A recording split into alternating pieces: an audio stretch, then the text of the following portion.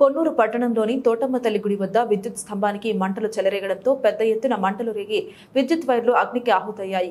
సకాలంలో అగ్నిమాపక సిబ్బంది మంటలు అదుపు చేయడంతో పెను ప్రమాదం తప్పింది.